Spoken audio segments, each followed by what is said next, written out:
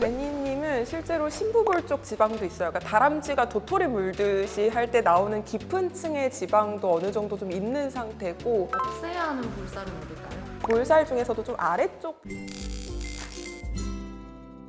안녕하세요. 성형외과 전문의 박수연입니다. 볼살을 살릴까 없앨까 굉장히 고민 중이시라고요. 오늘 잘 오셨습니다. 살려야 하는, 남겨야 하는, 지켜야 하는 볼살로만 골라서 알려드릴게요. 그럼요. 얼굴형 자체가 뼈의 문제인 골격의 문제도 있지만 그 위를 덮고 있는 연부 조직, 흔히 우리가 말하는 살을 포함을 해서 진단을 하게 됩니다. 볼살이 적절하게 있다면 각진 얼굴을 매끄럽고 부드러워 보이게 만들어주기도 하지만요. 과도할 경우에는 얼굴을 좀 무겁고 커 보이고 좀 처져 보이게 하는 요인이 될 수도 있습니다. 아니죠. 이제 블랙핑크의 제니를 보시면 볼살이 있어도 얼마나 예뻐요? 볼살 때문에 제니님은 각진 턱이 더 부각돼 보이지도 않고 굉장히 매끄럽게 얼굴 라인이 아래쪽까지 연결되는 효과가 있습니다. 또 굉장히 생기 있어 보이고 좀 어려 보이면서도 좀 귀엽게 보이는 이미지를 만들어주거든요. 즉 이러한 볼살이 모두 없어진다면 얼굴이 굉장히 입체적이지 않고 평면적으로 보일 수 있고 노안이 돼 보이는 요인이 될 수 있습니다. 사실 볼살이라는 게 조금 넓은 범위이기는 합니다. 앞광대를 포함해서 요 심부볼 볼까지 포함하는 모든 개념을 다 볼살이라고 볼 수 있겠는데요. 요 앞볼 쪽은 굉장히 사람을 어려 보이게 하고 생기 있어 보이게 합니다. 또한 앞볼 쪽이 이렇게 조직이 모이게 되면 상대적으로 이 뒤쪽으로 쏠린 것보다 얼굴이 시선이 집중이 돼서 작아 보이게 하는 효과가 있습니다.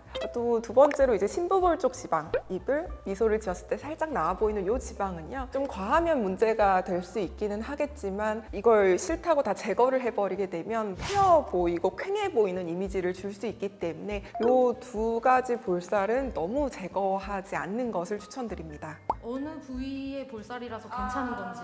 제니님은 실제로 심부볼 쪽 지방도 있어요. 그러니까 다람쥐가 도토리 물듯이 할 때 나오는 깊은 층의 지방도 어느 정도 좀 있는 상태고, 좀 아래쪽 볼살은 많지 않은 편이고 예쁘게 앞광대 쪽으로 또 모여 있기 때문에 너무 어려 보인다. 좋다. 볼살 중에서도 좀 아래쪽 이중턱을 만드는데 기여를 하고 있는 볼살이라면 살짝 제거를 해주는 게 좋습니다. 물론 그 방법은 레이저가 될 수도 있겠고 뭐 실이 될 수도 있겠고 지방 흡입이 될 수도 있겠고요. 또 심부볼 지방 말고 바로 입 가를 구성하고 있는 심술보 지방 같은 경우는 사실 좀 과할 경우에는 입가를 좀 삐진 입으로 만들어 보이거나 좀 매서워 보이게 하기 때문에 그 지방 두 개는 조금 없애주는 지방에 속하게 됩니다. 젖살이라고 표현한 어떤 옆볼 쪽 살은요, 사실 볼살일 뿐이고요. 나이가 어느 정도 지났음에도 불구하고 사춘기가 넘었음에도 불구하고 남아있는 살이라면 이제 적절한 시술과 수술을 좀 받으시기를 권유를 드립니다. 너무 슬프네요. 죄송합니다. 근데 저는 개인적으로는 좋아하는 부분이기는 해요. 그러니까 저는 막 필러를 맞았을 만큼 여기가 좀 채워지기를 원하는데 요즘 이미지가 좀 서구형의 이미지로 좀 많이 바뀌니까 살짝은 좀 더 슬림했으면 하는 좀 그런 가치관이 반영이 되다 보니까 사실 결국 지방 조직도 아래쪽에 있는 근막이라든지 근육 그리고 골격에 붙어있는 조직인 거기 때문에 나이가 시작돼서 골격이 작아지고 근육이 힘을 잃어서 이렇게 처지게 되면은 그 주위를 연결하고 있는 인대들도 함께 늘어져서 볼살도 같이 처질 수밖에는 없습니다. 제일 좋은 거는 다 당겨서 뒤로 제껴버리면 좋기는 하겠지만요. 일반적으로는 좀 미리미리 예방을 하는 거를 더 추천을 드리고 있습니다. 사실 저도 앞볼 쪽과 이제 옆볼 쪽이 좀 많이 꺼지는 걸 굉장히 컴플렉스를 갖고 있어서 저도 굉장히 주기적으로 시술을 좀 받고 있는데요. 가장 가성비가 좋고 쉽게 접근할 수 있는 게 하이프 시술입니다. 즉 우리가 흔히 알고 있는 슈링크 유니버스 뭐 이러한 것들인데요. 조직 아래 진피층과 근막층의 탄력을 강화시켜서 피부를 쫀쫀하게 만들어주는 그러한 시술입니다.